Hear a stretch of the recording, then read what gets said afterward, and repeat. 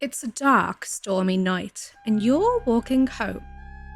Maybe you cut through a dark alley or a field, and you meet a great black dog. Do you run? Do you scream? Either way, if you've been in that situation, and you're here to listen to this today, you're very lucky to be breathing. Tall tales of black dogs have been told throughout the ages and throughout the world, though most often in Britain and Ireland. The creature has been depicted in Harry Potter, Jane Eyre, Sherlock Holmes, and Dracula, to name a few. The black dog, also known as the black shuck, the cooshie, the Maddy-Doo, hellhound, padfoot, gytrash, and the grim, is an omen of death or a protector. It has a very long history, going back to the three-headed dog Cerberus in the underworld and Anubis, the Egyptian god of death, and likely even earlier than that. It seems to be linked with humanity itself, and that isn't so surprising, as we do love our dogs. The omen or harbinger of death is perhaps the most common occurrence of the myth. The dog is said to be a giant thing with glowing red eyes, long sharp teeth and claws, or occasionally headless. It may be seen alone, often in bad weather, through the fog, or it could be part of a hunt, with spiritual figures riding on their horses. This fits in with many other myths, such as fairy hunting parties and the dreaded headless horseman, an omen of death himself. These are also myths that have a strong connection with the British and Celtic lands. To see the creature brings death, and so if you hear its terrifying howl, the advice given is to shut your eyes and wait it out. Though that depends entirely on your point of view. If it is only a messenger to forewarn you of disaster, then closing your eyes to it is the same as closing your eyes to a bill. You'll still have to pay the consequences. Though, if it is a harbinger itself, then perhaps it is best for you to close your eyes tight and not pay it attention, in the hope that it will leave you well alone. But it didn't work for the two parishioners praying on their knees when the creature took them. It was 1577, and an awful storm had come down on the town of Suffolk. The townsfolk were at church when a large black dog entered, creating an uproar. The creature was a dark giant thing with lightning emanating from its paws. Both things and people were set alight, and the scorch marks are still there to this day. In its reign of chaos, it killed a man and a boy before taking its leave. After this, it was seen at another church nearby on the very same day, leaving those scorch marks and killing two men who had kneeled in prayer, taking their lives despite their lack of attention to the creature, their minds focused on the Lord. It seems, should the shuck wish to cause havoc, it shall, whether you pay it attention or not. This attack on the churches led many to believe that these black dogs have a connection to the devil, which may well link them to the dreaded hellhound. The fear of the devil has long plagued those who are religiously minded, and anything that those who are also particularly righteously minded fear or disagree with is often attributed to the devil. It can be quite easy to connect the devil to something widely considered unsavoury or even just unusual. It was likely the case for a scholar in the 13th century who had been accused of sorcery and sent to Newgate Jail, where those who have a mind may say that the devil held the place tightly in his clutches. You see, the place was filthy. It held lice, bedbugs, disease, and could easily have been mistaken for a sewer. It was a place with a high mortality rate that only got worse when England was hit by famine.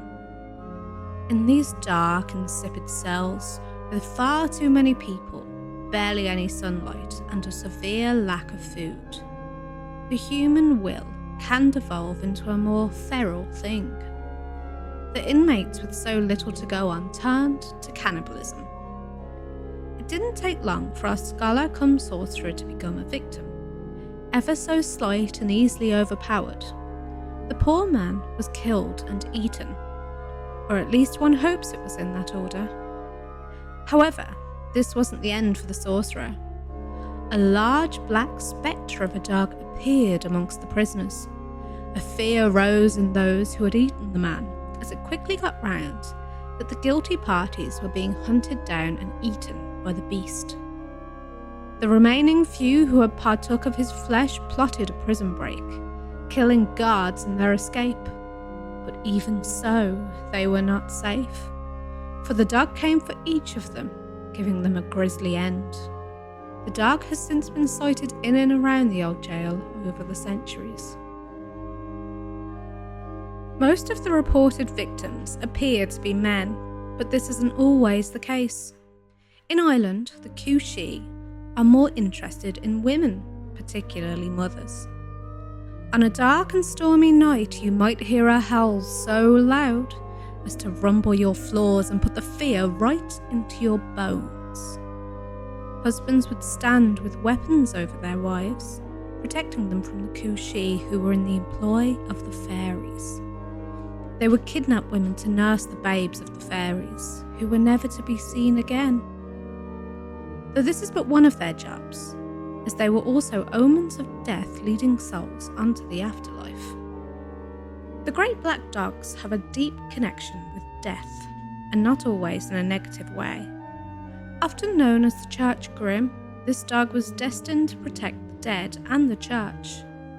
There was a belief that the first person buried in a churchyard would have to stay and protect the church and help souls across to the other side, never being able to go themselves. To alleviate this person of the job, often the first to be buried in the church was a dog, who then took on this mantle. While this might seem like just a myth, the bones of a rather giant dog were found in 2013 in an old abbey. The dog was considered to be buried around the time and location of the sighting of the black shuck that killed those men in the church. Looking at the bones, the dog is about 7 feet in length and matches up with the tails of the black shuck. There are many stories of people being protected by the dog, having it stop them going a certain way only to later find that that way led to death, or being followed by the beast constantly and later finding that they were being hunted by highwaymen, only to have been put off by a great black dog accompanying them. Though the creatures can be great protectors, it's important that you don't get too comfortable in their presence, as was discovered by a guard of Peel Castle on the Isle of Man. The Moddy Doo was a giant, shaggy-haired spaniel that had been sighted all around the castle, and eventually took to visiting the guard chamber. Once evening came along, the dog would come in and lie by the fire. The guards knew the creature wasn't right. It had an eerie presence. Once this started, the guards never went alone down the passageways. They never wanted to be alone with the beast, and always kept to pairs.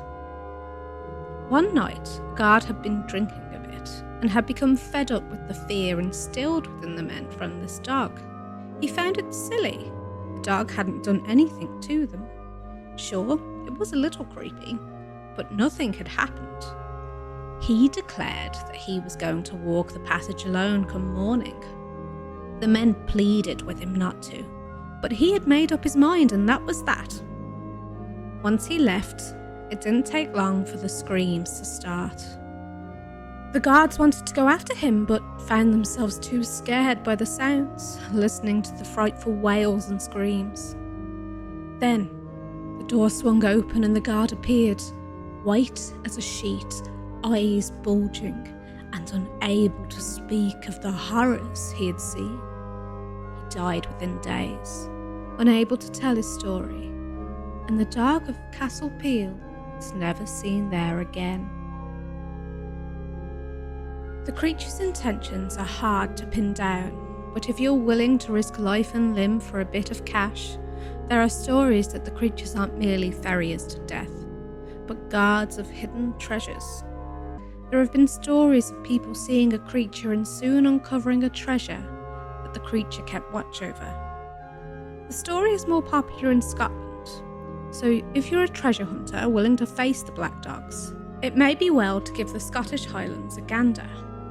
These beasts lurk at crossroads, along rivers, in the woods, Out in large fields, down dark alleys, and of course, in graveyards. They are often seen in stormy weather and lingering in the fog.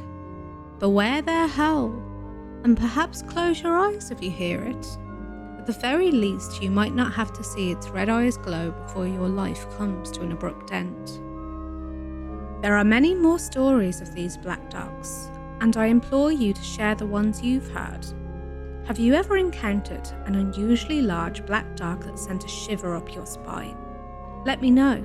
I'd love to hear your story. I'm a small creator and I'd love to be able to continue telling these stories. If you want to support me, liking this video, commenting and sharing it would make a big difference to me. Tell a friend or send it to a stranger. Word of mouth is so important, especially as many of these stories began as oral accounts, and now hundreds of years later, here I am telling you today. If you're interested in supporting me further, take a look at my website, enchantress.co.uk. For now, keep a dog treat in your pocket and hope for mercy.